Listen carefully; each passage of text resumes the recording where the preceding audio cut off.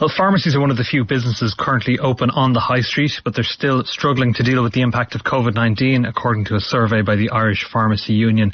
That, they say, is due to a sharp increase in costs alongside a drop in sales, and the sector is calling on the government to do more to help.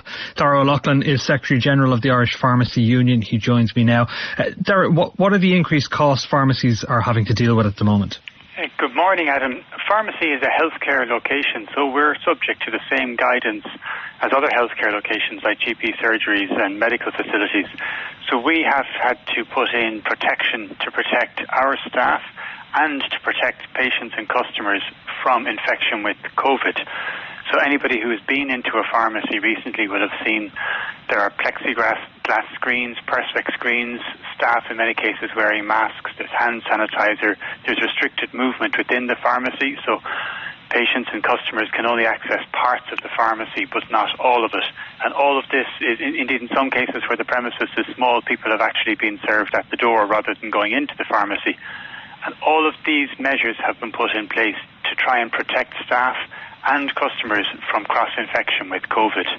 So we're seeing additional staff costs because of the additional workplace changes have led to additional staff costs. There's security costs. We're doing deliveries to patients' homes who can't actually come to the pharmacy. And all of these costs are adding up to an average of €5,000 per month per pharmacy, which is about €10 million across the entire pharmacy sector. People might have assumed that pharmacy sales would actually go up given the circumstances. That might help mitigate against that. You're saying those sales are down quite sharply? Sales are down on average by 36%. Obviously, the drop in sales has been a lot sharper in some locations. Pharmacies located on high streets and in shopping centres and in areas that would usually have high footfall have seen even more substantial drops.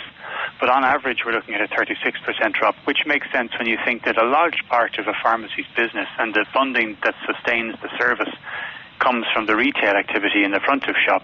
But that has all, for health reasons and safety, had to be curtailed. So pharmacy businesses are now just focused on necessary medicines and on healthcare treatments. They have foregone all of those retail sales in order to keep their staff safe and their customers safe. Is that drop in sales part of the reason why some pharmacies decided to increase prices on the likes of hand sanitizer and latex gloves and so on, in some cases quite dramatically? Pharmacies are operating in a very competitive market for sanitizer and gloves and masks. And we've heard the chief exec of the HSE saying that the international market for this kind of PPE is like legalised piracy. So the prices coming into the country and coming into pharmacies have escalated dramatically. But of late, we are seeing a steadying of those prices, and we think that the increased supply coming into the country should probably lead to a steadying and a reduction in prices. So, I mean, what does all this mean in practical terms? Are pharmacies at risk of closing their doors, and in that case, how many?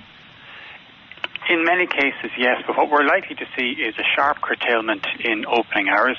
Already 1 in 5 pharmacies has had to lay off staff just to keep the doors open. Another 2 in 5 will be laying off staff in the next 2 or 3 months if promised government support isn't forthcoming. With a reduced staff, you end up with a reduced level of service, so we'd end up with shorter opening hours and reduced services. Pharmacies are hitting credit limits with their wholesalers, which in 1 in 3 cases is actually leading to them not being able to order key medicines for patients. They've had to restructure loans, they're taking out overdraft facilities, they're taking out new loans, they're deferring payment to creditors. So pharmacies are doing everything possible to keep the wolf from the door, but the financial situation in the business is getting significantly worse with every week. Darragh O'Loughlin, Secretary General of the Irish Pharmacy Union, thank you very much for that. More business news in the next hour. For now, though, it's back to you, Brian.